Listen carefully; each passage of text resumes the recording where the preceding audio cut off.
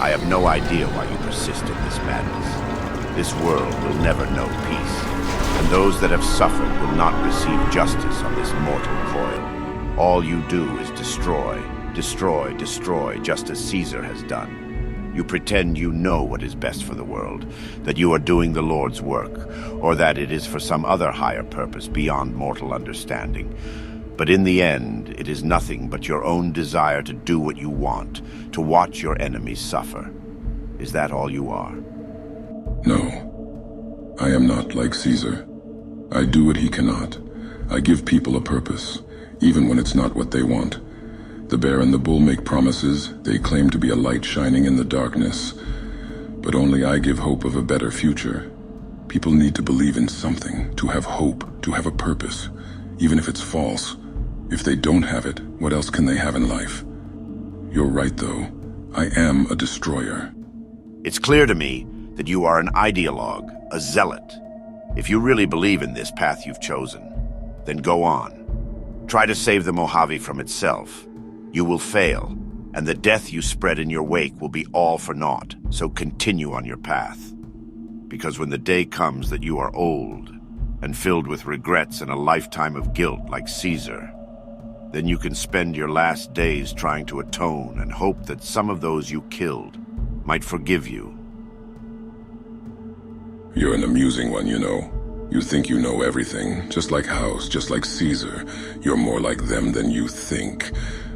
Do you want to know the worst part? You're right. I am a zealot, a fanatic. My cause will burn this land to cinders. I see. So it matters not how many lives you slaughter. The end always and only justifies the means. I think Caesar might even respect that. You know, I've seen and done terrible things for my cause, and yet what you do is still so much worse. I guess it's not the acts themselves, but the intent and reasoning behind them. And you don't care, so long as there's a chance of some glorious new age where all men follow your cause, regardless of how many burn to get there. A new world, built on principles of order and justice, free of the corruption of the bear and the bull.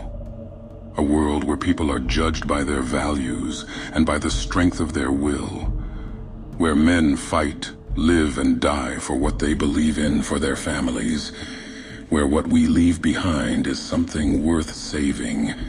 There will be many casualties along the way. You have seen what I'm willing to do, but I'll do whatever it takes to create this new world. So the end always justifies the means. In the end, you're willing to destroy it all just to have your own way. What happens when people don't agree with you? When they don't see or believe in your vision? Will you accept it if they decide that you and your ideas are wrong? Or will you force them by the sword to bend to your will? Then they're wrong, and they need to be shown the truth, even if it's the hard way. And they will see. The whole Mojave will see. Just as Caesar's legion knows, order and justice or death and destruction. The choice is an easy one for anyone with eyes to see. And that's all it is to you at the end. Some glorious idea that you're willing to fight and die for. Once you go down that path, there is no going back. You are locked into that war until you or your enemies are dead.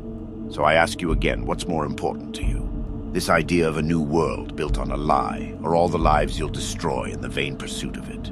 Is the road you walk really worth it? And what's more important to you? People or principles? You stand for nothing but words. What are you going to fight for when the bear is at the gates? When the Legion is spreading fire and brimstone across the Mojave, destroying the lives of those you know and care for? My choice is clear. The choice of anyone willing to fight for something larger than themselves is clear. This world is corrupt. It must be burned to the ground if another one will rise from the ashes, and I have the power to burn it down. How can you be so blind? You have sacrificed entire communities in the pursuit of your own visions. You will sacrifice the Mojave in order to see your new world. Caesar and you are two sides of the same coin, with the same lies on your lips and blood on your hands. If you truly believe this is your path, and you are willing to walk it, then I hope to God you don't win. Otherwise, all that awaits is death and suffering. because if you do win, then you will have condemned countless more to a life of slavery and suffering. A sacrifice I am willing to make, because there is no greater cause than one's ideal. That's the difference between you and me. I'll sacrifice your life, my life, an entire nation for my cause.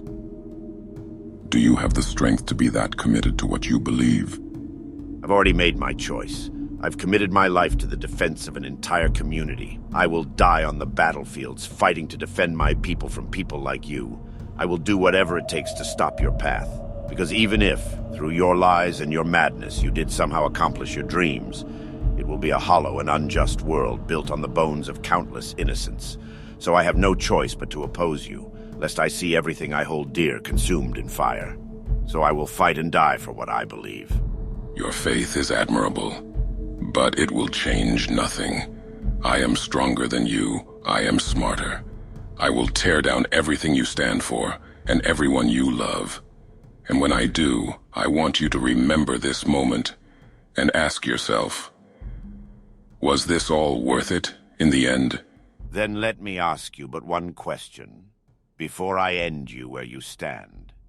If you defeat me here, destroy my tribe, my home, this community I've built, if in your madness you were to achieve everything you desire, and a new world was born in blood and the slaughter of countless innocents, would the ends justify the means and make you the savior of anything?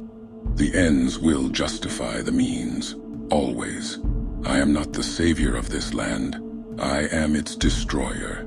The bear will burn in a sea of fire, and the bull will burn in an ocean of blood. Then, from the ashes of the old world, I will build a new world, and that new world will burn again, and again, and again until the world is cleansed, and my people, the strong, those with the will to do what must be done, they shall inherit it. Then so be it. I shall become a footnote, to stand as a monument to your hubris and your lies. And if you should somehow succeed, may the Lord have mercy on us all. Got you.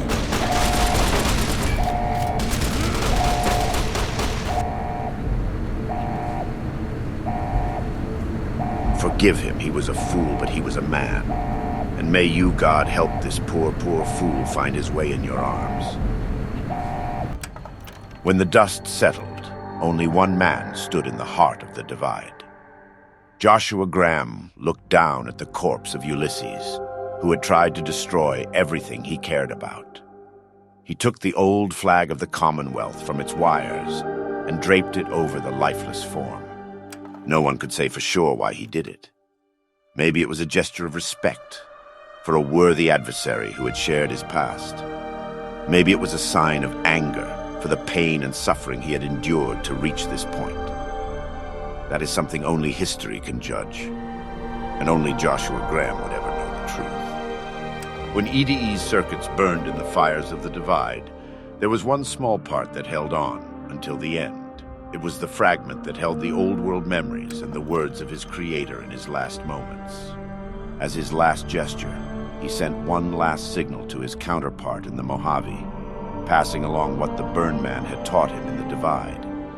There was the chance, always, that EDE's journey would continue. As for Joshua Graham, he turned his back on his home for the second time and made his way back, navigating the treachery of the divide. Tunnelers and the marked men avoided the burned man, as if recognizing his right to passage, or out of fear. He walked until he stood again upon the edge of the divide, the last road he would walk before the second battle for Hoover Dam. There, beside his feet, was a final package from one courier, a footlocker bearing a gift and a message. The lights flickered across the divide, reminders that the old world histories persist and find meaning in the present. It said war. War never changes. Men do, through the roads they walk, and this road has reached its end.